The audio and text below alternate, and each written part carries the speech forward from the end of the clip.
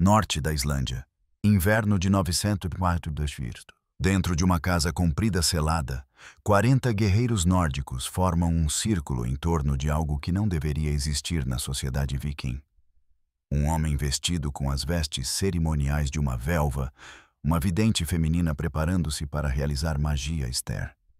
No entanto, não se trata de vestuário. O que acontece a seguir envolverá rituais tão fundamentalmente violadores dos conceitos nórdicos de masculinidade que as sagas se recusaram a descrevê-los diretamente, usando termos que eram considerados tão insultuosos que apenas proferi-los justificava uma vingança de sangue imediata. O homem é o vermelho. 6 meses atrás, ele era um guerreiro respeitado que havia matado 12 homens em combate honroso. Esta noite, ele passará por uma transformação que lhe concederá o poder de ver o futuro, de amaldiçoar inimigos com loucura e de abençoar colheitas com abundância. O preço por este poder: ele deixará de ser considerado um homem na sociedade viking. Ele existirá numa terceira categoria, nem masculino nem feminino, simultaneamente reverenciado por suas habilidades e execrado por aquilo que teve que se tornar para obtê-las. As 40 testemunhas não estão aqui por escolha. Cada uma foi selecionada porque possui algo de que a magia precisa: conhecimento, alianças ou simplesmente a capacidade de gerar a energia emocional que a magia Esther exige. Depois desta noite, elas estarão ligadas a ele pela participação partilhada em cerimônias que, se reveladas, resultariam na execução da águia de sangue, onde as costelas são separadas da coluna vertebral e puxadas para fora para se assemelharem a asas, enquanto a vítima ainda respira. Esta é a verdadeira era viking que os seus professores de história nunca mencionaram, onde o poder vinha através de violações de todas as normas sociais. Foi uma época em que os deuses exigiam atos que até os vikings achavam difícil discutir, e comunidades inteiras participavam em rituais que exigiam que quebrassem as fronteiras entre humano e animal, entre vivo e morto, e entre sagrado e profano. Esta noite, descobrirá as cerimônias que os próprios vikings tentaram apagar da memória. Rituais que os cronistas cristãos testemunharam e declararam literalmente demoníacos. E práticas sobre as quais se sussurrava nos cantos mais sombrios dos salões de hidromel, mas nunca se falava à luz do dia. Estes não são os vikings da cultura popular. São os praticantes de uma arte tão sombria que até a sua própria cultura lutou para os aceitar. Antes de mergulharmos nestas histórias esquecidas, se gosta de aprender sobre as verdades ocultas da história, considere carregar no botão Gosto e subscrever para mais conteúdo como este. E, por favor, comente abaixo para me dizer de onde está a ouvir. Acho incrível estarmos a explorar estas histórias antigas juntos, de diferentes partes do mundo, conectados através do tempo e do espaço pela nossa curiosidade partilhada sobre o passado. A cada 9 anos, algo acontecia no templo de Uppsala, na Suécia, que fazia guerreiros endurecidos chorar e mercadores estrangeiros fugir em terror. O grande Adão de Bremen, escrevendo em 1070, a partir de relatos de testemunhas oculares, dedicou páginas a descrever o que testemunhou antes de, por fim, concluir que certos detalhes eram demasiado horríveis para os leitores cristãos suportarem. O que poderia fazer um cronista medieval, um homem acostumado à peste, à guerra e às execuções públicas, declarar algo demasiado terrível para ser totalmente documentado? A cerimônia começava quando a Suécia mergulhava na escuridão do solstício de inverno, como se o próprio sol se recusasse a testemunhar o que se desenrolaria nos 9 dias seguintes. Não era um simples sacrifício. Era uma transformação do bosque sagrado em algo que desafiava as fronteiras entre adoração e atrocidade, entre devoção e loucura. Deixe-me contar sobre 3 pessoas cujas histórias se cruzaram em Uppsala no inverno de 852 d.C., porque os seus destinos ilustram exatamente o que estas cerimônias exigiam de participantes, testemunhas e vítimas. Primeiro, havia Asa, de 17 anos, filha de um rico mercador de Birka. Ela havia sido selecionada 3 meses antes da cerimônia, não por ter cometido qualquer crime, mas por ser perfeita. Pele imaculada que nunca conhecera dificuldades, status de virgem confirmado pelas mulheres mais velhas da comunidade, e nascimento nobre que a tornava valiosa para os deuses. A deusa Freia, diziam, merecia ofertas de qualidade, e Asa representava o melhor que a humanidade podia oferecer. Durante 3 meses antes da cerimônia, Asa viveu numa casa especial perto do templo. Todas as manhãs, ela passava por rituais de purificação que iam muito além de um simples banho. Ela era submersa em tinas cheias de leite de gado, que havia sido alimentado com ervas sagradas. Mel de abelhas que nidificavam nas paredes do templo era misturado ao leite, criando uma substância que se acreditava preservar a sua pureza, enquanto a preparava para uma transformação divina. A sua pele tornou-se tão sensível com estes tratamentos que mesmo um leve toque deixaria marcas, o que os sacerdotes consideravam evidência da sua crescente receptividade à presença divina. A educação que recebeu durante estes meses foi talvez o aspecto mais perturbador. Asa foi ensinada a cantar as suas próprias canções fúnebres, praticando as notas que precisaria de manter enquanto morria. Os sacerdotes simulavam o enforcamento que a aguardava, ensinando-a a controlar a sua voz mesmo enquanto as cordas lhe constringiam a garganta. Eles acreditavam que os sacrifícios que cantavam durante a sua morte criavam uma ponte entre os reinos mortal e divino. As canções não eram aleatórias, mas orações cuidadosamente compostas que só poderiam ser adequadamente proferidas por alguém a experienciar a transição da vida para a morte. A segunda pessoa era Magnus, um sacerdote de Odin que havia servido em Uppsala por 20 anos. Ele havia supervisionado dezenas destas cerimônias de 9 em 9 anos, cada vez selecionando e preparando os sacrifícios humanos que pendurariam nas árvores sagradas. Magnus mantinha registros detalhados, que sobreviveram em fragmentos, descrevendo não apenas os rituais, mas também o seu crescente desconforto com o que o seu papel exigia.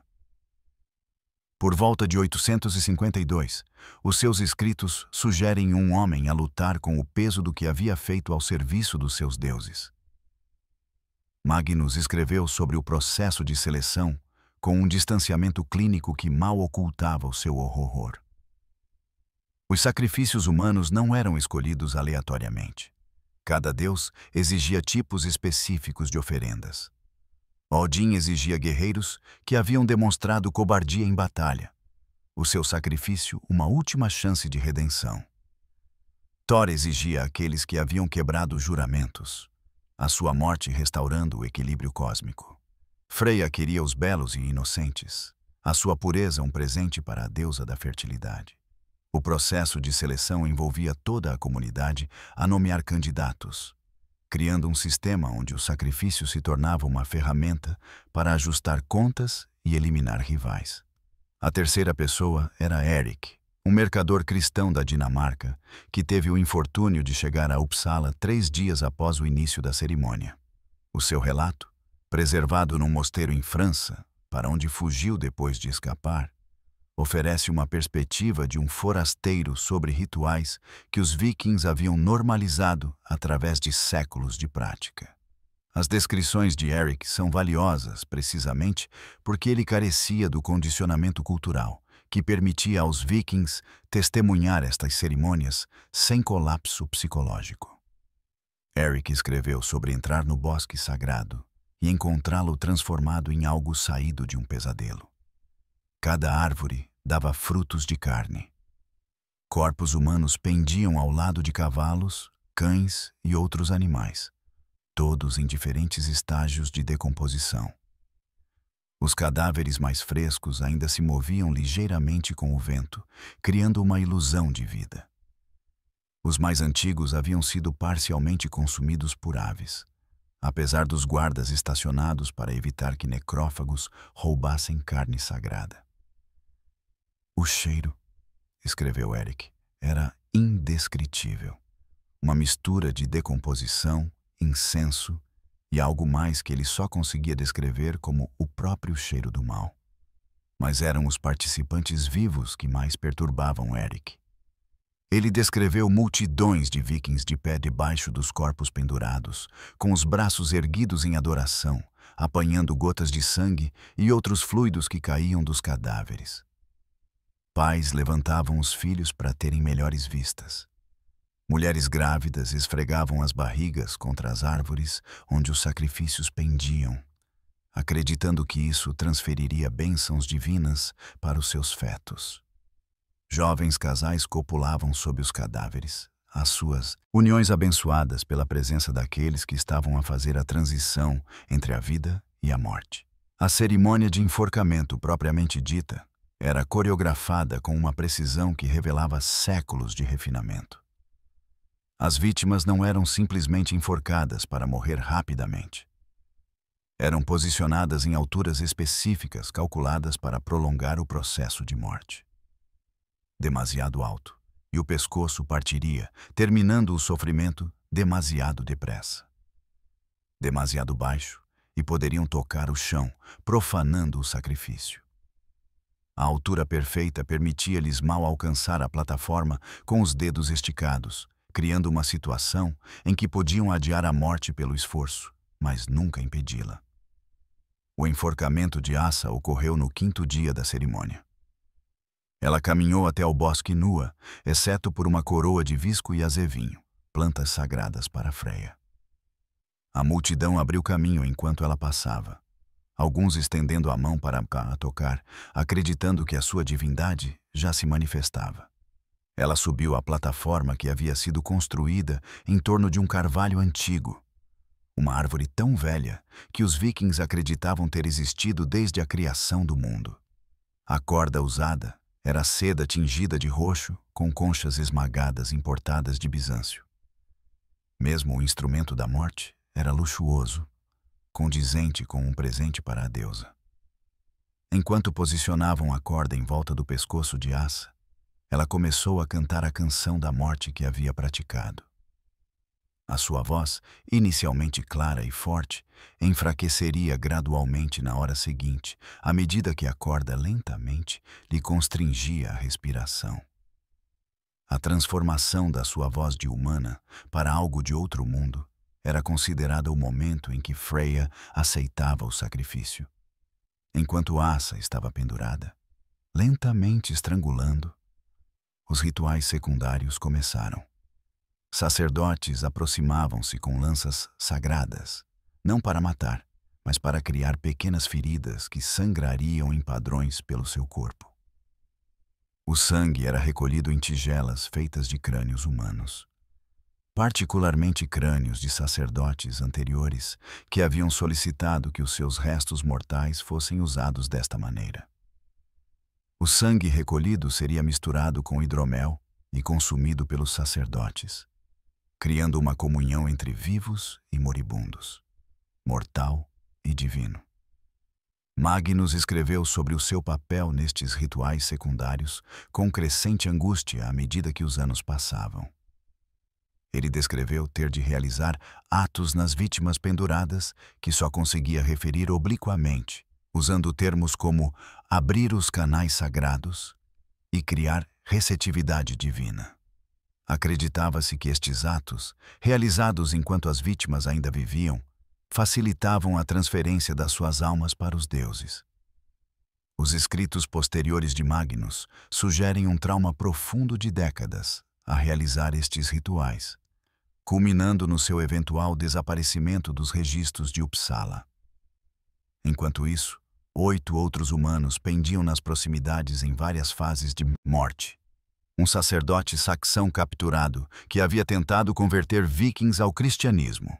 A sua morte, uma mensagem para o Cristo branco.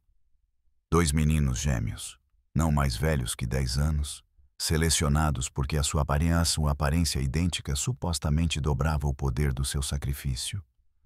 uma mulher grávida cujo feto contava como uma oferenda separada, e uma velha mulher sábia que se havia oferecido, acreditando que a morte em Uppsala lhe concederia sabedoria eterna.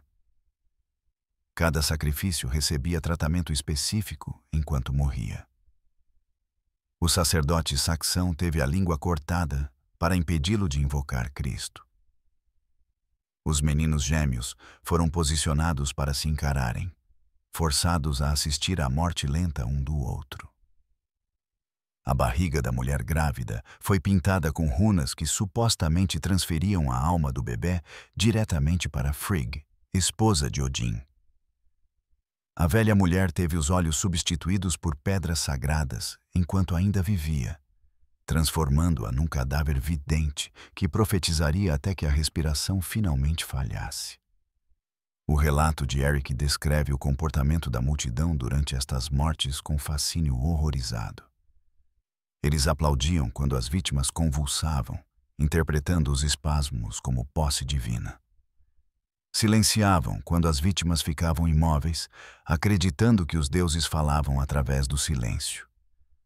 As crianças eram encorajadas a atirar flores aos corpos pendurados. Cada acerto bem-sucedido era considerado uma bênção para o futuro da criança. Mulheres que menstruavam eram trazidas para ficarem debaixo dos sacrifícios femininos. A mistura de sangue menstrual com sangue sacrificial, criando uma poderosa combinação mágica. As próprias árvores eram consideradas transformadas pelo ritual. A seiva que escorria vermelha da absorção de sangue era recolhida para uso em preparações mágicas. Cascas manchadas com fluidos humanos eram colhidas para poções curativas. As raízes, alimentadas por sacrifícios em decomposição de séculos de cerimônias, acreditava-se que chegavam até ao submundo. Comer fruta destas árvores era tanto sagrado quanto proibido, concedendo visões, mas amaldiçoando o comedor com a visão de demasiada verdade sobre a natureza da existência. A história do rei Domald ilustra o preço final de Uppsala. Em 650 d.C., a Suécia havia suportado 3 anos de fome. No primeiro ano, sacrificaram criminosos e escravos estrangeiros. Os deuses permaneceram insatisfeitos e as colheitas continuaram a falhar. No segundo ano, sacrificaram nobres e até sacerdotes, incluindo voluntários que acreditavam que as suas mortes voluntárias apaziguariam a ira divina. A fome piorou, e as pessoas começaram a comer couro, casca de árvore e, eventualmente, umas às outras. No terceiro ano, os sacerdotes restantes declararam que apenas sangue real seria suficiente. O rei Domald, confrontado com o colapso completo do seu reino, concordou em ser sacrificado. Mas a sua morte não seria um simples enforcamento. Como rei, ele exigia uma cerimônia que correspondesse ao seu status. Durante 9 dias antes do seu enforcamento, pedaços da sua carne foram cortados do seu corpo e queimados como oferendas. Pedaços pequenos inicialmente, depois maiores, até que no 9º dia ele era mais ferida do que homem. Só então foi enforcado no carvalho central, o seu corpo mutilado balançando sobre o seu filho de 6 anos, que herdaria tanto a coroa quanto o conhecimento do que a realeza poderia, em última instância, exigir. O impacto econômico das cerimônias de Uppsala era impressionante. A cada 9 anos, as regiões circundantes tinham de fornecer não apenas sacrifícios, mas apoio a milhares de testemunhas, sacerdotes e participantes. Colheitas inteiras eram consumidas em banquetes. Riqueza equivalente a anos de comércio era queimada ou enterrada como oferendas. O custo humano ia além dos sacrificados, incluindo famílias destruídas, comunidades despovoadas e linhagens terminadas para sempre. No entanto, a participação era considerada obrigatória. Aqueles que se recusavam a comparecer ou contribuir enfrentavam acusações de impiedade, que poderiam resultar em proscrição ou pior, A pressão social para não apenas testemunhar, mas celebrar estas mortes criou uma cultura onde a atrocidade se tornou normalizada, até mesmo celebrada. Crianças que cresciam a assistir às cerimônias de Uppsala a cada 9 anos tornavam-se adultos que viam o sacrifício humano tão natural quanto as mudanças sazonais. As técnicas psicológicas usadas em Uppsala revelam uma compreensão sofisticada da manipulação de multidões e do vínculo por trauma. Ao exigir que comunidades inteiras participassem, testemunhassem e até celebrassem estes sacrifícios, os sacerdotes criaram uma cumplicidade partilhada que unia as pessoas. Todos tinham sangue nas mãos, literal ou figurativamente. Todos haviam aplaudido enquanto inocentes morriam. Esta culpa partilhada criou uma poderosa coesão social que fazia questionar os rituais parecer uma traição não apenas aos deuses, mas a toda a comunidade.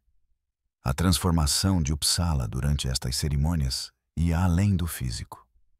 Testemunhas descreveram uma mudança no próprio ar, que se tornava denso e difícil de respirar. As cores pareciam mais vívidas, como se o sangue e a morte tivessem despertado algo na própria terra. Os sons transportavam-se de forma diferente, com alguns afirmando que podiam ouvir os deuses a falar através do vento nas árvores.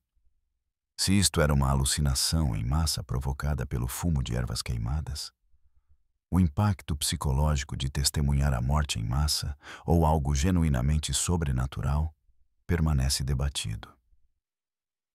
A criação de um berserker começava não com o treino guerreiro, mas com a destruição sistemática da identidade humana. O processo começava com meninos tão jovens quanto 7 anos, selecionados não pela sua agressão, mas por um tipo particular de vazio por trás dos seus olhos. Os recrutadores procuravam crianças que pudessem esfolar um coelho sem expressão, que pudessem observar o sofrimento sem estremecer, que parecessem existir a uma distância da emoção humana normal. Não eram psicopatas no sentido moderno, mas crianças cujas almas pareciam frouxamente ligadas aos seus corpos, prontas para serem separadas e substituídas por outra coisa. Deixe-me contar sobre a transformação de Thorvald, porque a sua jornada de criança humana para algo que existia entre homem e besta ilustra o horror total da criação de um berserker. Thorvald tinha 8 anos quando vieram buscá-lo. O seu pai havia notado sinais preocupantes. O menino ficava sob chuva gelada por horas, testando a sua resistência. Ele apanhava pássaros e removia metodicamente as suas penas, não por crueldade, mas por curiosidade sobre o momento exato em que aceitavam a morte. Ele não mostrava medo da dor, uma vez segurando a mão sobre a chama de uma vela até a carne carbonizar, apenas para entender o que o seu corpo podia suportar. Estes não eram sinais de dureza, mas de uma perigosa desconexão da sensação humana normal. Os treinadores de berserkers chegavam à noite, como sempre faziam. A mãe de Thorvald tentou escondê-lo, mas a resistência foi fútil. O menino estava marcado para a transformação, e lutar contra isso resultaria apenas na proscrição de toda a família. A sua última noite na sociedade humana foi passada em lágrimas, não as suas, mas as da sua família. Thorvald observou-os chorar com o mesmo distanciamento que havia demonstrado ao ver os pássaros morrerem. Ele já estava a meio caminho de se tornar o que eles precisavam. A jornada para os campos de lobos levou 3 dias através de uma floresta densa.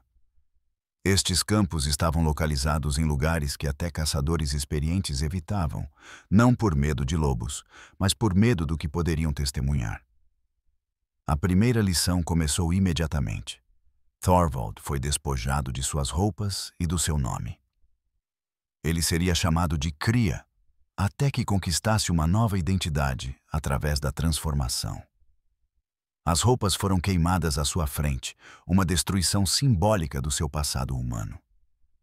A fase inicial do treino de Berserker envolvia quebrar os padrões de comportamento humano e substituí-los por instintos animais. Thorvald passou o seu primeiro mês num poço que havia sido especialmente construído para este fim.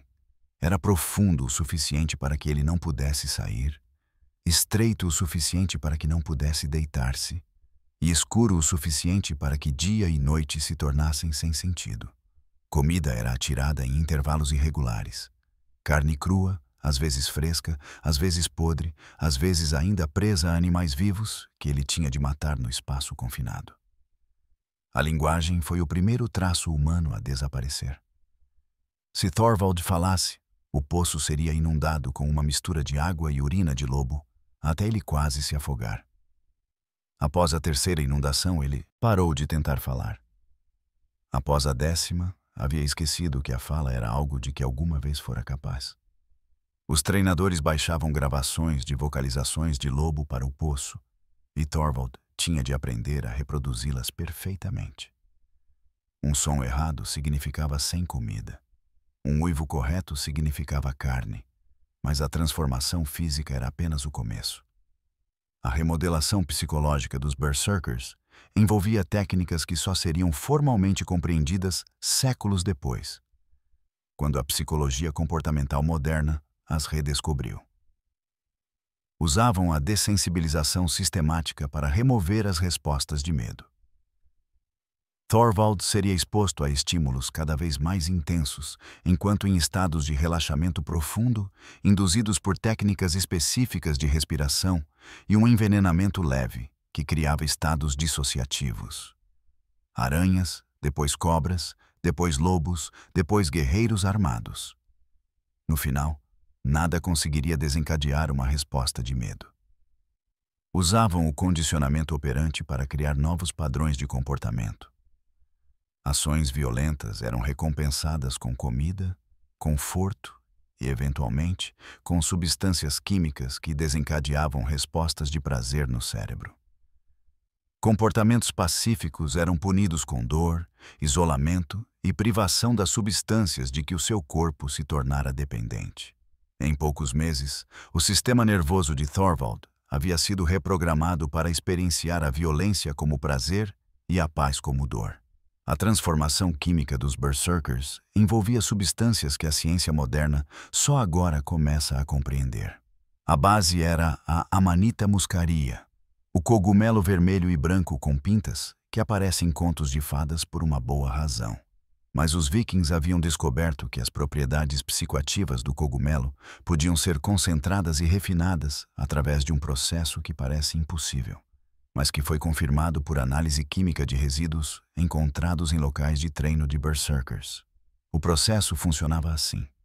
As renas comiam os cogumelos, os seus sistemas digestivos quebravam compostos tóxicos enquanto concentravam os psicoativos. Os aprendizes de Berserker consumiam então a urina da rena, o que soa revoltante, mas era na verdade farmacologia sofisticada. O sistema digestivo humano refinaria ainda mais os compostos. Berserkers mais velhos consumiriam então a urina dos aprendizes, criando um terceiro nível de refinamento.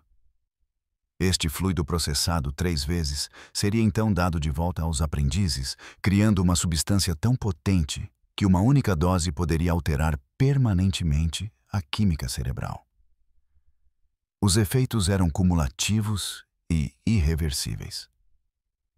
Após meses de consumo, as vias neurais reestruturavam-se. A amígdala, que processa o medo, atrofiava. O córtex pré-frontal, que governa o controlo dos impulsos, encolhia. Enquanto isso, as áreas que controlavam a agressão e a capacidade física expandiam-se. Exames cerebrais de descendentes modernos de linhagens Berserker conhecidas mostram estruturas incomuns que sugerem que estas mudanças se tornaram herdáveis. A integração com alcateias de lobos era talvez o aspecto mais perturbador do treino Berserker. Isto não era metafórico ou simbólico. Os meninos tinham de ser genuinamente aceites por alcateias de lobos selvagens como membros da alcateia. Isto exigia meses de preparação. Aprender a mover-se, cheirar e comportar-se de maneiras que os lobos reconheceriam como familiares, em vez de ameaçadoras. A integração de Thorvald começou com a transformação do cheiro.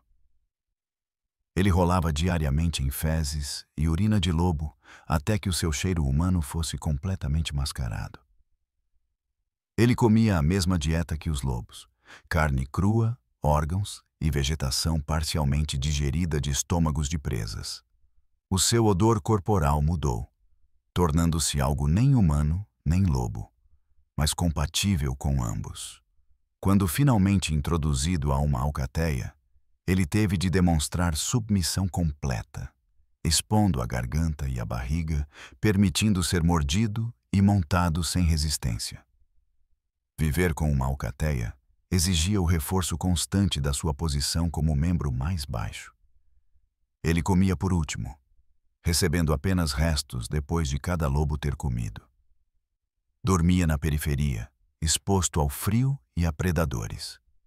Tinha de participar em caçadas, apesar de não possuir os dentes e as garras que tornavam os lobos predadores eficazes. Mas gradualmente algo mudou. Os lobos começaram a tratá-lo menos como um intruso e mais como um membro deficiente da alcateia que precisava de proteção. O processo de ligação com os lobos foi além da simples coabitação. Thorvald aprendeu a entender as suas complexas comunicações sociais. As súbitas posições das orelhas que indicavam humor, a variedade de vocalizações que transmitiam informações específicas, as marcações de cheiro que contavam histórias de território e hierarquia. Ele começou a pensar em conceitos de lobo, a sonhar em experiências de lobo e a processar o mundo através da percepção de lobo. A primeira morte humana foi um ritual cuidadosamente orquestrado que marcou a transição do treino para o status de berserker ativo. Mas esta não era uma morte em batalha. A vítima tinha de ser alguém da vida anterior do aprendiz, alguém que representasse o seu passado humano. Para Thorvald, trouxeram a sua irmã mais nova, Astrid, de 6 anos. A morte tinha de ser feita sem armas, usando apenas dentes e mãos, imitando como os lobos matam. Os treinadores consideravam essencial que o berserker experienciasse a intimidade de matar com o seu corpo, sentindo a vida terminar através do contato direto. O impacto psicológico de matar um ente querido, num estado quimicamente alterado, criava uma fratura na consciência que nunca poderia sarar completamente. Berserkers descreveriam mais tarde sentir-se fora dos seus corpos durante estes assassinatos, observando-se a cometer atos que não conseguiam controlar ou prevenir. Este estado dissociativo tornou-se permanente, permitindo-lhes cometer atrocidades sem consequências psicológicas porque se experienciavam como observadores e não como atores. A transformação física dos berserkers era dramática e parcialmente irreversível. Após 1 ano de treino, a sua densidade muscular aumentava em até 40% sem ganho de peso correspondente. A sua temperatura corporal era vários graus superior ao normal, permitindo-lhes lutar nus no inverno. A sua resposta à dor desaparecia quase totalmente. Eles podiam sofrer feridas que incapacitariam humanos normais e continuar a lutar. Os seus sistemas digestivos adaptaram-se à carne crua, perdendo a capacidade de processar alimentos cozinhados. A própria fúria berserker era mais do que uma simples fúria de batalha. Testemunhas descreveram transformações que pareciam desafiar as leis físicas. Os corpos inchavam com músculos que não existiam momentos antes. Os rostos distorciam-se em configurações que não pareciam humanamente possíveis. Alguns relatos descrevem berserkers a continuar a lutar após receber feridas fatais, os seus corpos operando com algo além dos processos biológicos normais. Um berserker supostamente lutou por vários minutos após ser decapitado, embora isto possa referir-se a uma decapitação parcial, onde a coluna vertebral foi seccionada, mas algum tecido permaneceu ligado. Entre batalhas, os Berserkers existiam num estado crepuscular que não era bem consciência humana. Exigiam gestão constante por parte de cuidadores que entendiam a sua natureza alterada. Eram alojados em aposentos especiais, muitas vezes subterrâneos, onde as suas necessidades podiam ser atendidas sem risco para a sociedade normal. Eram alimentados com dietas específicas que mantinham a sua química cerebral alterada sem desencadear a fúria berserker completa. Eram-lhes fornecidos inimigos capturados para caçar em ambientes controlados, mantendo as suas habilidades de matar sem pôr em perigo os aliados. Os cuidadores de Berserkers eram especialistas que entendiam que estes não eram guerreiros no sentido tradicional, mas armas que, por acaso, tinham forma humana. Sabiam ler os sinais subtis que precediam a transformação, a forma como a respiração se aprofundaria, como as pupilas dilatariam, a tensão muscular específica que indicava raiva iminente. Conseguiam por vezes prevenir transformações indesejadas através da aplicação cuidadosa de técnicas de acalmia que envolviam cheiros, sons e padrões de toque específicos que haviam sido programados durante o treino. O comportamento carnal dos Berserkers refletia a sua natureza transformada. Eles não distinguiam entre humano e animal, masculino e feminino, vivo ou recém-morto. No seu estado alterado, tentariam acasalar com qualquer coisa que se movesse e algumas que não. Após as batalhas, tinham de ser contidos até que a fúria passasse, ou atacariam qualquer pessoa próxima, independentemente da relação anterior. Isto não. Comportamento criminoso no sentido moderno, mas a expressão de uma consciência que já não reconhecia categorias ou fronteiras humanas. O fim da carreira de um berserker era geralmente trágico. A constante alteração química, o trauma craniano repetido e o esforço psicológico de existir entre a consciência humana e animal criavam danos neurológicos progressivos. Berserkers mais velhos começariam a transformar-se sem gatilhos químicos, mudando para estados de fúria aleatoriamente. Atacavam amigos e inimigos sem discriminação. A maioria era eventualmente morta pelas suas próprias comunidades quando se tornavam demasiado perigosos para controlar. A alguns era dada o que os vikings chamavam de a caça final. Eram libertados nas florestas onde haviam treinado, nus e sem suprimentos, para morrerem como haviam vivido, entre espécies.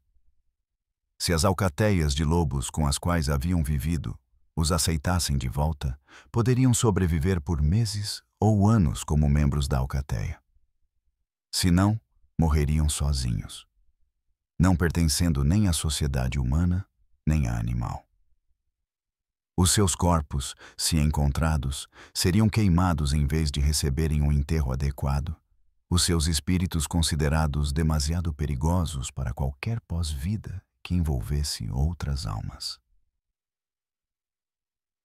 A irmandade de sangue entre os vikings ia muito além da noção romântica de guerreiros cortarem as palmas das mãos e apertarem as mãos. As cerimônias de juramento de sangue criavam ligações biológicas e psicológicas entre os participantes que a ciência moderna só agora começa a compreender.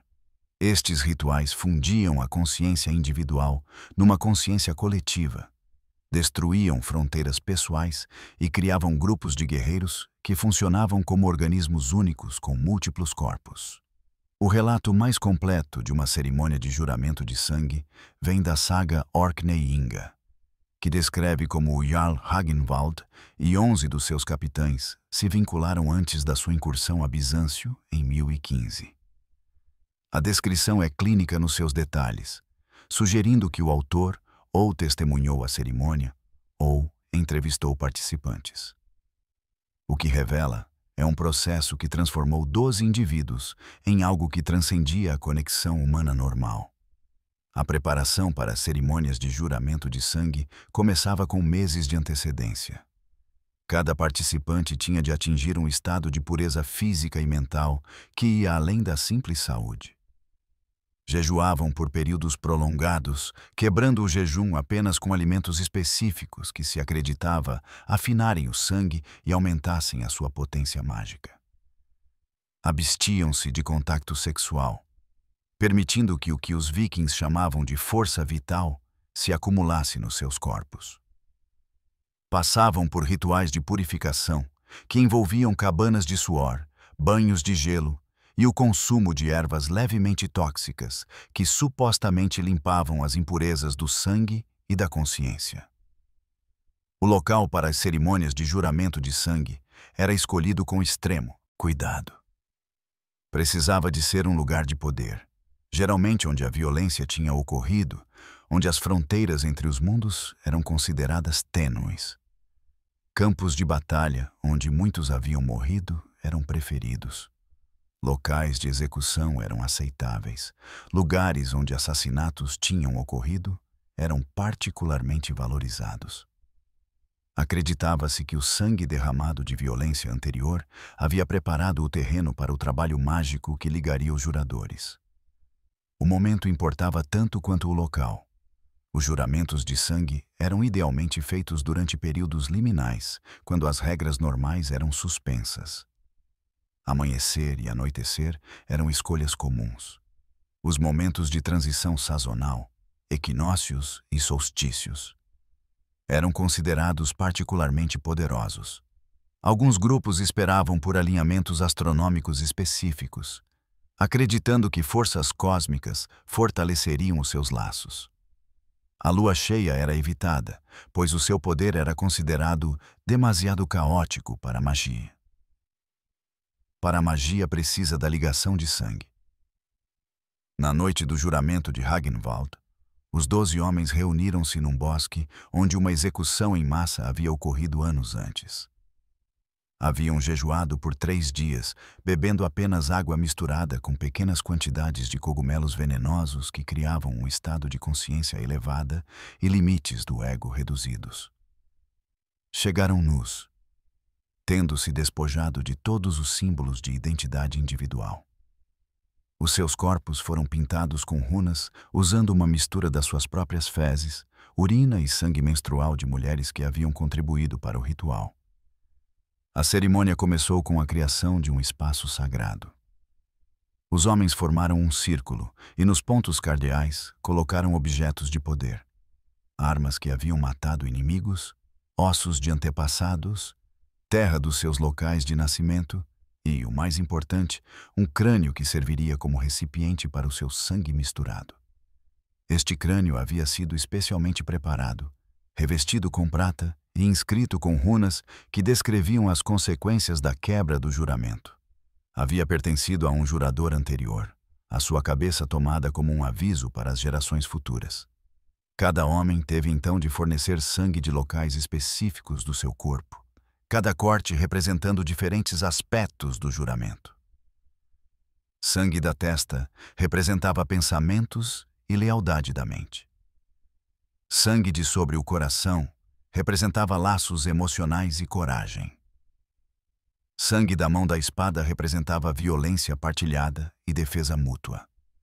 Sangue da coxa representava velocidade e a promessa de vir quando chamado.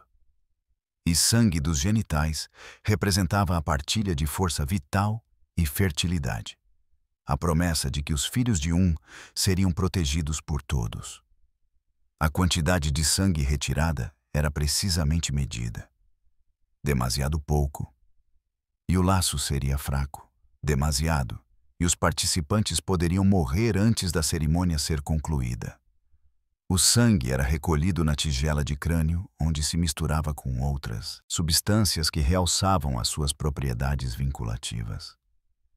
Estas incluíam saliva recolhida durante estados de fúria de batalha, lágrimas reunidas durante momentos de maior tristeza e fluidos sexuais recolhidos no clímax. Acreditava-se que estes fluidos corporais carregavam a essência de estados emocionais extremos, e consumi-los permitiria aos participantes partilhar estas experiências. Mas a adição mais poderosa à mistura de sangue era um fungo que crescia apenas nos corpos de homens enforcados. Este fungo, que a análise moderna sugere conter compostos semelhantes à psilocibina, mas com alcaloides adicionais únicos da decomposição de cadáveres, criava ligações telepáticas temporárias entre aqueles que o consumiam. Textos vikings descrevem participantes a experienciar subitamente memórias que não eram suas, sentindo emoções de outros corpos e sabendo pensamentos antes que fossem proferidos. Quando a mistura de sangue estava completa, tinha de ser consumida de uma maneira específica. A tigela de crânio passava no sentido horário, a direção do poder crescente. Cada homem bebia profundamente, consumindo não apenas sangue, mas a essência dos seus irmãos de juramento. À medida que a mistura entrava nos seus sistemas, testemunhas fora do círculo relatavam fenômenos estranhos. Os homens começavam a respirar em perfeita sincronização. Os seus batimentos cardíacos alinhariam. Eles mover-se-iam como um só, sem comunicação verbal. Os efeitos psicológicos começavam em poucos minutos. Os participantes descreveriam mais tarde sentir a sua consciência individual dissolver-se, substituída por uma consciência que abrangia todos os 12 corpos. Podiam sentir lesões que outros haviam sofrido anos antes. Experienciavam memórias de infâncias que não haviam vivido. O mais perturbador, sentiam as mortes de irmãos de juramento que haviam participado em cerimônias anteriores, como se o próprio sangue carregasse memórias de laços passados. Foi então que começou a parte mais intensa da cerimônia. No seu estado fundido, os homens partilhavam os seus segredos mais profundos, as suas maiores vergonhas e os seus desejos mais ocultos. Mas não os pronunciavam simplesmente. Cada homem experienciava os segredos dos outros como se fossem as suas próprias memórias. Ragnvald sentiu como era ser Thorstein quando este havia assassinado o seu irmão pela herança. Thorstein experienciou a memória de Ragnvald de um encontro com a sua própria irmã durante um banquete de bebida. Cada segredo era partilhado, cada vergonha experienciada coletivamente, criando uma situação em que a traição se tornava psicologicamente impossível porque os segredos de cada homem eram agora detidos por todos. O posicionamento físico durante esta fase criava o que os escritores de saga chamavam de a roda de carne. Os 12 homens arranjavam-se num círculo, cada um conectado ao seguinte através de um contacto físico específico que removia as fronteiras individuais. Escavações arqueológicas de locais que se acredita serem de juramentos de sangue encontraram plataformas circulares com 12 posições. Canais esculpidos entre elas para permitir que fluidos fluíssem de uma posição para a seguinte. Os homens permaneceriam nesta formação por horas. Alguns relatos dizem dias, até que as fronteiras entre os corpos individuais se tornassem sem sentido. O componente sexual das cerimônias de juramento de sangue é consistentemente mencionado, mas nunca explicitamente detalhado nas sagas. Termos como tornar-se uma só carne e conhecer-se uns aos outros como Adão conheceu Eva sugerem uma conexão física íntima, mas os atos específicos permanecem obscuros. O que é claro é que estes atos serviam para eliminar completamente as fronteiras pessoais. Após uma cerimônia de juramento de sangue, os homens conheciam-se de maneiras que transcendiam qualquer relação humana normal. O laço criado por estas cerimônias tinha efeitos práticos que iam além do simbolismo. Irmãos de juramento podiam sentir a localização um do outro a grandes distâncias. Eles sabiam quando um estava em perigo, sentindo um puxão físico em direção ao local do seu irmão de juramento. Experienciavam as feridas um do outro, desenvolvendo marcas semelhantes a estigmas quando um irmão de juramento era ferido longe. Mais notavelmente, às vezes experienciavam as mortes um do outro, sentindo como era morrer enquanto permaneciam vivos. Esta conexão tornava os grupos ligados por sangue devastadores em batalha. Eles moviam-se com perfeita coordenação, sem necessidade de comandos verbais. Sabiam instintivamente onde cada um estaria, permitindo táticas complexas que pareciam ensaiadas, mas eram, na verdade, espontâneas. Podiam sentir quando um deles estava em dificuldades e respondiam instantaneamente, aparecendo onde eram mais necessários. Os inimigos relatavam que lutar contra vikings ligados por sangue era como lutar contra uma única criatura com múltiplos corpos. As implicações econômicas dos laços de sangue eram significativas. Irmãos de juramento partilhavam tudo: riqueza, propriedade, mulheres, filhos. Se um morresse, os outros cuidavam da sua família como se fosse a sua própria. Se um tinha sucesso, todos beneficiavam. Isto criou unidades econômicas que podiam acumular e preservar riqueza de forma mais eficaz do que guerreiros individuais. Algumas das grandes fortunas vikings foram construídas por grupos ligados por sangue, que uniram recursos e oportunidades. Mas o custo psicológico era enorme. Viver com 11 outras consciências constantemente presentes na mente criava uma tensão que muitos não conseguiam suportar. Alguns irmãos de juramento enlouqueciam com o input constante dos pensamentos e emoções dos outros. Outros tornavam-se incapazes de funcionar como indivíduos, exigindo a presença dos seus irmãos de juramento para tomar até mesmo decisões simples. O laço que os tornava invencíveis em batalha tornava-os incompletos como humanos individuais. A quebra de um juramento de sangue, seja por traição ou tentativa de retirada, tinha consequências que iam além da vergonha social. Os que quebravam o juramento relatavam dor física que parecia o seu sangue a ferver nas veias. Envelheciam rapidamente, por vezes décadas em meses. Experienciavam alucinações dos seus irmãos de juramento traídos, mesmo daqueles que ainda viviam. Alguns morriam sem causa aparente, a não ser o rompimento do laço. Os seus corpos simplesmente deixando de funcionar, sem a conexão que se tornara essencial para a sua existência.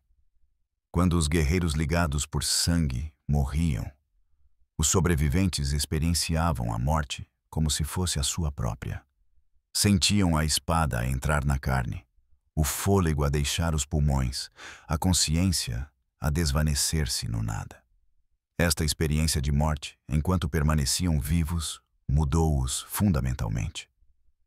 Perderam o medo da morte, por já a terem experienciado. Mas também perderam alguma qualidade essencial da vida, tornando-se vazios, procurando as suas próprias mortes para se reunirem aos seus irmãos caídos.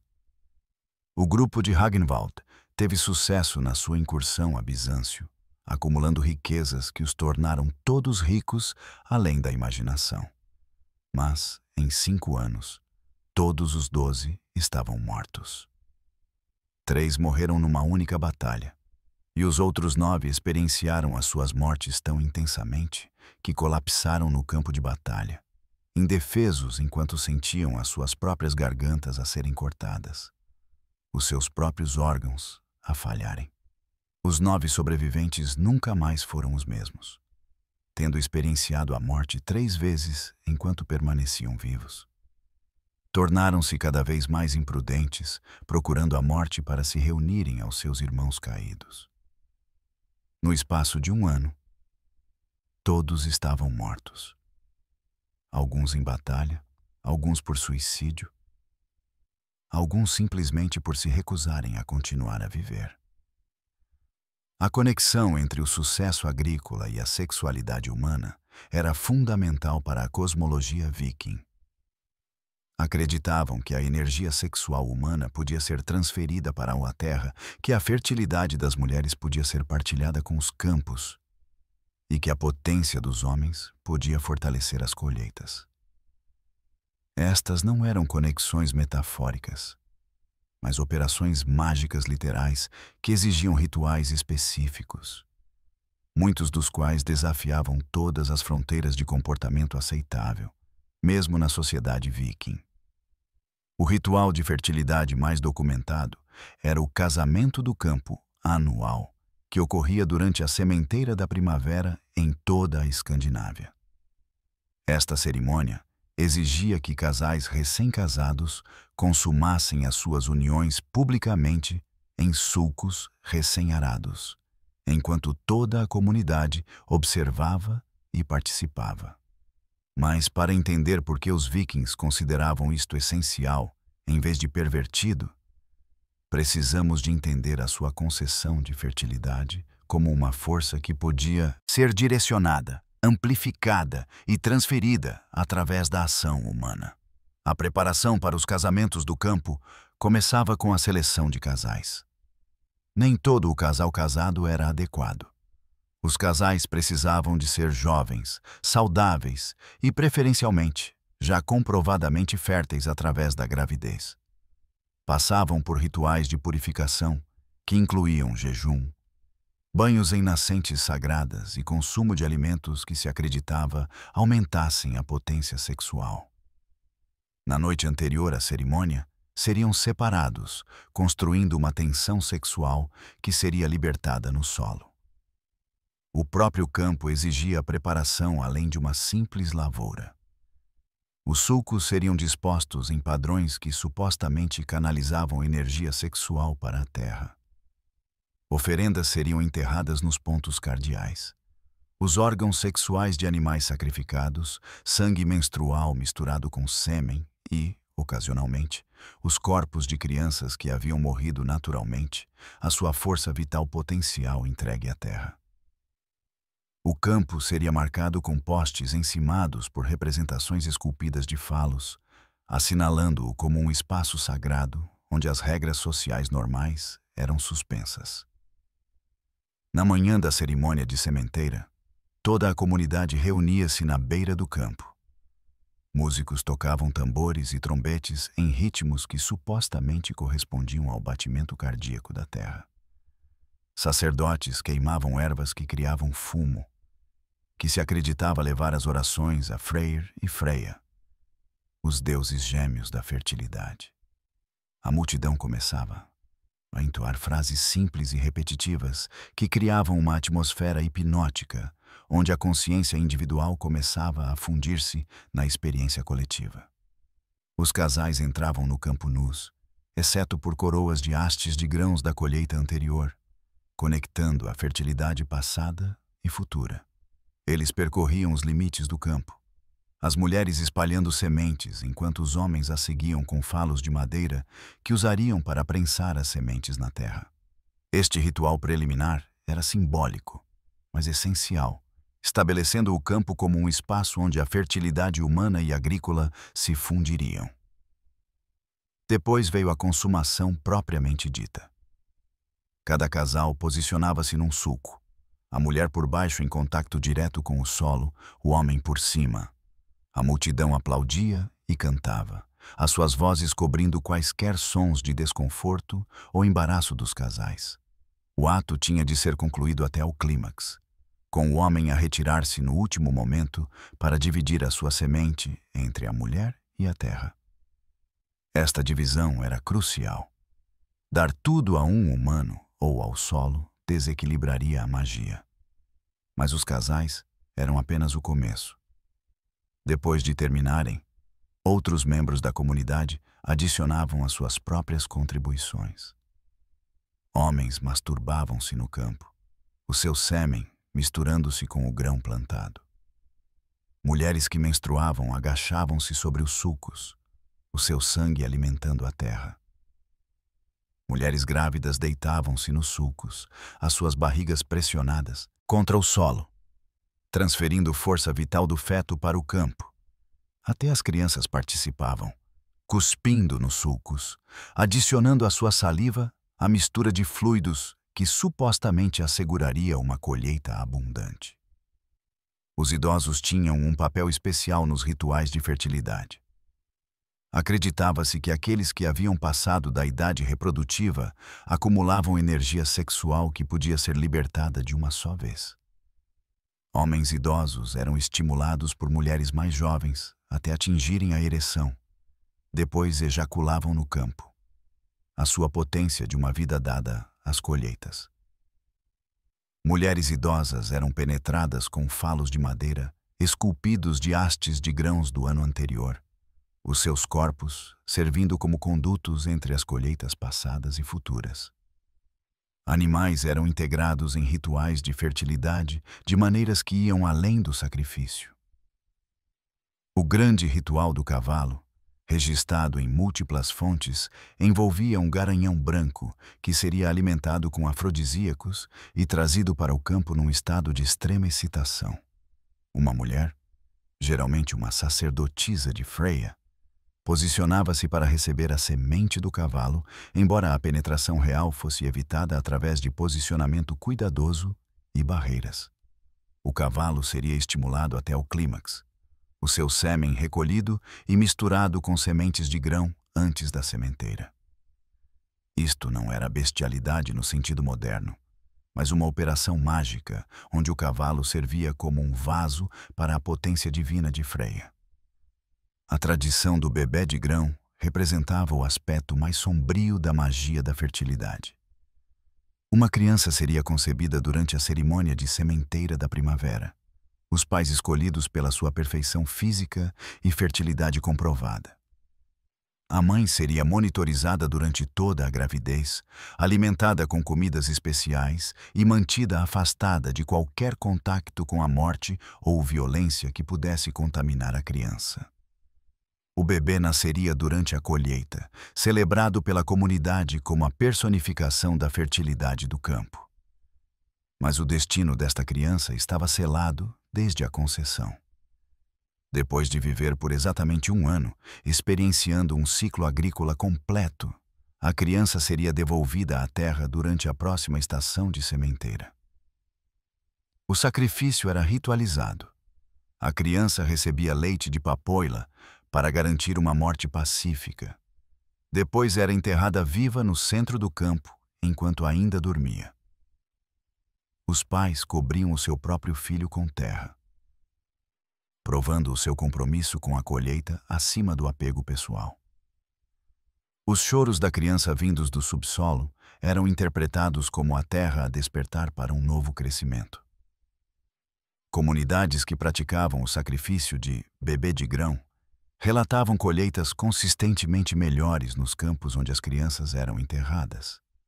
A análise moderna do solo destes locais mostra um teor de nitrogênio invulgarmente alto e outros nutrientes que de facto melhorariam o rendimento das colheitas, embora se isto se devia aos próprios corpos ou a outras adições rituais ao solo permaneça debatido. O impacto psicológico da participação comunitária no sacrifício infantil criava um investimento partilhado no sucesso agrícola que ia além da preocupação normal com uma boa colheita. A época da colheita trazia os seus próprios rituais de fertilidade. O último molho de grão seria transformado numa figura humana chamada Mãe do Milho, vestida com roupas femininas e tratada como um ser vivo. Durante todo o inverno, a Mãe do Milho seria guardada na casa de quem colhesse o último grão. Homens dormiriam com ela nas suas camas, realizando atos com ela que imitavam a procriação. Na primavera, a Mãe do Milho estaria grávida de novo crescimento e seria queimada nos campos para libertar a fertilidade de volta à terra. O sangue menstrual tinha um significado especial na magia da fertilidade viking. As mulheres sincronizavam os seus ciclos através da proximidade e do consumo partilhado de ervas, permitindo que comunidades inteiras de mulheres menstruassem simultaneamente. Durante o seu sangramento coletivo, caminhavam nuas pelos campos, o seu sangue pingando no solo. Acreditava-se que esta bênção de sangue era especialmente poderosa, combinando a força vital das mulheres com a terra que sustenta a vida. A importância econômica dos rituais de fertilidade não pode ser exagerada. A sociedade viking dependia de colheitas bem-sucedidas para a sobrevivência. Colheitas falhadas significavam fome, fraqueza que convidava a ataques e incapacidade de montar expedições. Os rituais de fertilidade por mais perturbadores que sejam para as sensibilidades modernas, representavam um enorme investimento comunitário no sucesso agrícola. Todos participavam. Todos contribuíam com fluidos corporais. Todos partilhavam a responsabilidade pelo sucesso ou fracasso da colheita. As técnicas psicológicas usadas em rituais de fertilidade criavam estados alterados de consciência que tornavam a participação possível apesar da relutância natural. Os tambores, cânticos e o fumo de ervas queimadas continham alucinogênios leves. A natureza coletiva dos rituais reduzia a responsabilidade individual. O enquadramento religioso transformava atos que normalmente seriam considerados vergonhosos em deveres sagrados. Os participantes muitas vezes relatavam entrar em estados de transe, onde se sentiam fundidos com a própria terra. Agora, regressamos ao centro da escuridão viking, Ster. A magia que exigia que os praticantes violassem todas as normas da sua sociedade.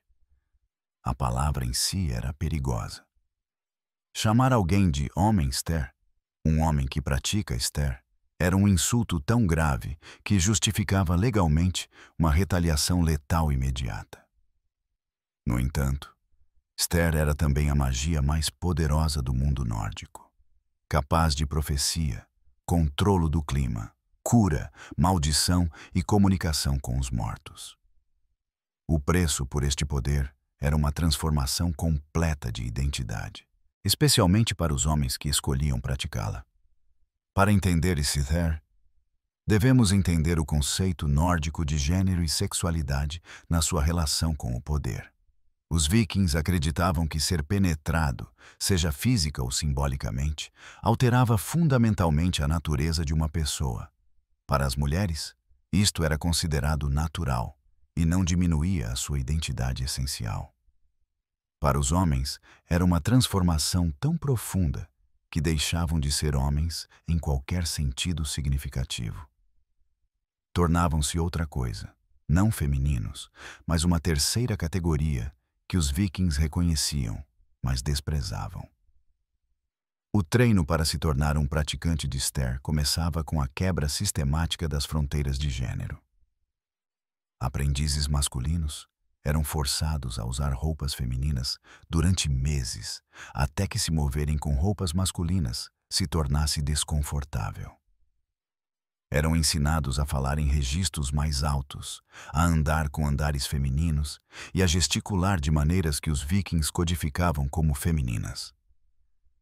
Isto não era apenas uma performance externa, mas uma internalização de padrões de comportamento femininos até que se tornassem naturais. As ferramentas de Ster eram explicitamente simbólicas desta transformação de gênero. O sidestaff, cajado de Ster, não era apenas um implemento mágico, mas uma representação do princípio masculino que o praticante internalizaria. O posicionamento exigido para certos rituais de Ster tornava este simbolismo literal. O praticante assumiria posições que os vikings consideravam fundamentalmente desumanizadoras, permitindo-se ser aberto para receber poder divino. Os componentes químicos da prática de Ster incluíam substâncias que podem ter alterado de facto o equilíbrio hormonal. Os praticantes consumiam extratos de plantas que a ciência moderna reconhece conter fitoestrogênios. Aplicavam óleos que incluíam compostos absorvidos pela pele que podiam afetar as características sexuais secundárias. Com o tempo, os praticantes masculinos de Ster desenvolviam alterações físicas.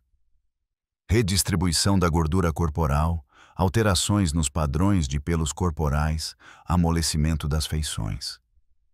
Se isto se devia às substâncias consumidas ou a outros aspectos da prática, permanece incerto. A prática real de Ster exigia entrar em estados alterados de consciência que os vikings descreviam como ser montado. O praticante tornava-se um vaso para espíritos, deuses ou forças que usariam o seu corpo para se manifestar no mundo físico. Esta posse era descrita em termos que explicitamente paraleleavam a penetração sexual. O praticante tinha de ser aberto, receptivo, disposto a receber. A linguagem usada era a mesma que se usava para descrever o papel feminino na relação sexual. Os rituais de Esther mais poderosos exigiam múltiplos praticantes a trabalhar juntos, de formas que criavam uma consciência coletiva. Formavam círculos conectados através do contato físico e da respiração sincronizada. Consumiam substâncias que continham compostos dos corpos uns dos outros, saliva, sangue, fluidos sexuais. Acreditava-se que esta mistura biológica criava ligações telepáticas temporárias, permitindo aos praticantes combinar o seu poder. As profecias entregues através de Esther eram notavelmente precisas, sugerindo um discernimento sobrenatural genuíno ou acesso a redes de informação que transcendiam a comunicação normal. Os praticantes de Esther entravam em estados de transe, onde falavam com vozes que não eram as suas, descrevendo eventos futuros em detalhes que mais tarde se revelavam exatos. Revelavam segredos que deveriam ser incognoscíveis, localizavam objetos perdidos, pessoas desaparecidas e tesouros escondidos com uma precisão que desafiava a explicação. Mas a profecia era apenas uma aplicação de Esther. Os praticantes podiam amaldiçoar inimigos com aflições que os médicos não conseguiam curar. Podiam abençoar úteros que tinham sido estéreis por décadas. Podiam enlouquecer homens com desejo ou repulsa. Podiam trazer tempestades ou sol, fartura ou fome, vitória ou derrota. O poder era real o suficiente para que até aqueles que desprezavam os praticantes de Esther temessem ofendê-los.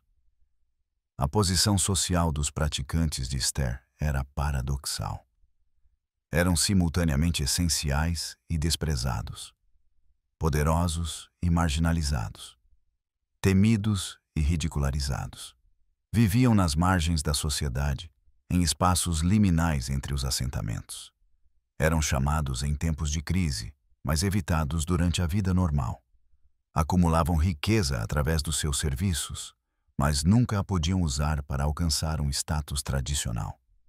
Existiam fora da hierarquia social normal, nem altos nem baixos, mas outros. As praticantes femininas de Esther, as Velva, ocupavam uma posição diferente, mas igualmente complexa. Embora as mulheres não fossem consideradas degradadas pela prática de Esther da mesma forma que os homens, elas ainda enfrentavam transformação. As Velva tinham de manter estados de constante receptividade a forças espirituais. Envolviam-se em rituais com múltiplos parceiros, humanos e outros, para reunir a energia necessária para a sua magia. Usavam os seus corpos como condutos para forças que exigiam preparações e práticas físicas específicas. A estrutura econômica em torno de Esther era sofisticada. Os praticantes cobravam taxas enormes pelos seus serviços, mas o pagamento nem sempre era em ouro ou prata. Podiam exigir filhos primogênitos, anos de serviço, ou a participação em rituais que ligavam o cliente ao praticante permanentemente. Alguns praticantes de Esther acumulavam redes de indivíduos que lhes deviam serviços, criando bases de poder que rivalizavam com as dos Jarls. O fim da vida para os praticantes de Esther era muitas vezes incomum. Dizia-se que muitos não morriam verdadeiramente, mas transitavam para outro estado de existência. Os seus corpos seriam encontrados em posições que sugeriam que estavam a realizar rituais no momento da morte. Alguns eram descobertos com objetos inseridos de maneiras que sugeriam que estavam a tentar fundir-se permanentemente com as suas ferramentas mágicas. Outros pareciam ter escolhido deliberadamente a morte através de práticas rituais que foram longe demais. A influência de Esther na cultura viking ia além dos praticantes individuais. O conceito de que o poder podia ser obtido através da aceitação da transformação, mesmo da transformação degradante, criava um quadro onde o sofrimento se tornava potencialmente valioso. Isto pode ter contribuído para a disposição viking de suportar extremos na busca de objetivos, seja na exploração, na guerra ou na prática religiosa. A águia de sangue não era meramente uma execução. Era uma performance teatral que transformava a anatomia humana numa declaração religiosa. A vítima experienciaria cada momento da sua transformação de ser vivo em decoração de altar, mantida consciente através de técnica cuidadosa e assistência química. Embora os historiadores modernos debatam se a águia de sangue era real ou uma invenção literária, evidências arqueológicas e descrições consistentes em múltiplas fontes sugerem que era genuinamente praticada, embora provavelmente reservada para os inimigos mais significativos. A preparação de uma vítima da águia de sangue começava dias antes da execução propriamente dita. Isto não era para aumentar o sofrimento, mas para garantir que a vítima sobreviveria o tempo suficiente para experienciar o ritual completo. Seriam alimentados com ervas que preveniam o choque, incluindo casca de salgueiro que controlava a dor apenas o suficiente para manter a consciência sem proporcionar alívio. Consumiriam cogumelos que aguçavam a percepção sensorial, tornando cada sensação mais intensa. Mais importante, seriam administrados compostos que preveniam a coagulação do sangue enquanto mantinham a pressão arterial, permitindo um trauma maciço sem morte imediata. O posicionamento da vítima era tão importante quanto o corte em si. Seria colocada de bruços numa plataforma especialmente construída que mantinha o seu corpo em ângulos específicos. A sua cabeça seria elevada o suficiente para que as testemunhas pudessem ver o seu rosto durante todo o procedimento. Os seus braços e pernas seriam seguros com folga suficiente para permitir algum movimento. A agonia da vítima era considerada parte da performance, provando que a vítima vivia através da sua transformação. O primeiro corte seria feito ao longo da coluna vertebral, evitando cuidadosamente os principais vasos sanguíneos. O segredo era separar a pele do músculo, sem causar uma perda de sangue fatal imediata. A pele seria puxada para trás em duas abas, expondo as costelas por baixo. Só isto causaria uma agonia indescritível, mas o ritual mal havia começado. As costelas expostas brilhariam brancas através do sangue, criando uma imagem visual que as testemunhas nunca esqueceriam. A quebra das costelas exigia uma habilidade excepcional. Cada costela tinha de ser separada perto da coluna vertebral sem danificar os órgãos por baixo. Os vikings desenvolveram ferramentas especializadas para isso, cinzéis estreitos concebidos para quebrar o osso com precisão. O som das costelas a partir reverberaria pelo local da execução, uma percussão rítmica que acompanhava as tentativas da vítima de gritar. Uma vez quebradas, as costelas seriam dobradas para fora como asas, criando a forma de águia que dava o nome à execução. O aspecto mais extraordinário era o que vinha a seguir. Os pulmões, normalmente protegidos pela caixa torácica, seriam puxados através das aberturas entre as costelas abertas. Ainda conectados ao sistema respiratório, continuariam a inflar e desinflar, assemelhando-se a asas a tentar voar.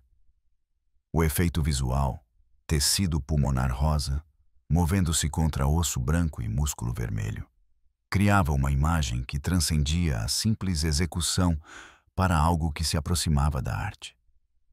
Sal seria esfregado nas feridas, não apenas para a dor, mas para a preservação e significado religioso. Acreditava-se que o sal purificava o sacrifício, tornando-o aceitável para Odin. Ervas sagradas seriam queimadas, o seu fumo direcionado para o tecido pulmonar exposto. Enquanto a vítima respirava, inalava estas substâncias diretamente para a sua corrente sanguínea, entrando em estados alterados de consciência que os vikings interpretavam como possessão divina. Testemunhas relataram que as vítimas começavam a falar em línguas, não metaforicamente, mas literalmente, vocalizando de maneiras que não soavam humanas. Alguns afirmavam ouvir profecias de eventos futuros. Outros diziam que a vítima falava com as vozes dos deuses. A compreensão moderna sugere que isto era glossolalia provocada por trauma extremo e substâncias psicoativas. Mas para os vikings, era a prova de que a águia de sangue abria portas entre os reinos humano e divino. A audiência desempenhava um papel ativo nas execuções da águia de sangue. Atiravam oferendas à vítima transformada. Flores para deuses femininos, armas para deuses masculinos, comida para antepassados. Estas oferendas não se destinavam a aumentar o sofrimento, mas a ser entregues ao reino divino através do portal criado pelo corpo estendido. Crianças eram levantadas para terem melhores vistas, sendo isto considerado educativo em vez de traumático. A águia de sangue ensinava lições sobre poder, vingança e o preço de se opor à força viking. Outros métodos de execução revelavam criatividade semelhante em combinar a morte com significado religioso. Afogamentos em pântanos não eram um simples assassinato, mas um casamento entre a vítima e o pântano sagrado.